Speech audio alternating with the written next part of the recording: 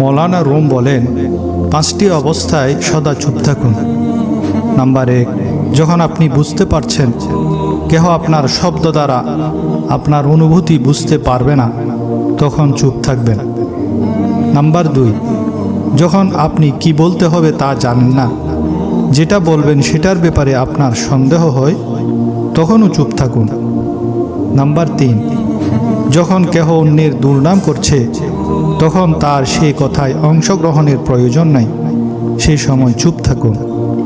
Number 4, যখন কেহ রাগান্বিত হয়ে চিৎকার চেঁচামেচি করতে থাকে, তখন চুপ থাকুন।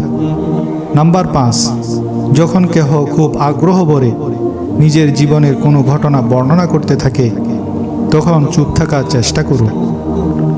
তুমি এই ব্রহ্মাণ্ডে গুপ্তধনের খোঁজ করছ, কিন্তু প্রকৃত গুপ্তধন তো তুমি নিজেই। কেউ যখন কম্বলকে পেটাতে থাকে, তখন সেটা কম্বলের বিরুদ্ধে নয়, ধুলোর বিরুদ্ধে। শব্দ দিয়ে প্রতিবাদ করো, কণ্ঠ উঁচু করে নয়। মনে রাখবে, ফুল ফুটে যত্নে, বজ্রপাতে নয়। মোমবাতি হওয়া সহজ কাজ নয়। আলো দেওয়ার জন্য প্রথমে নিজেকেই পুড়তে হয়।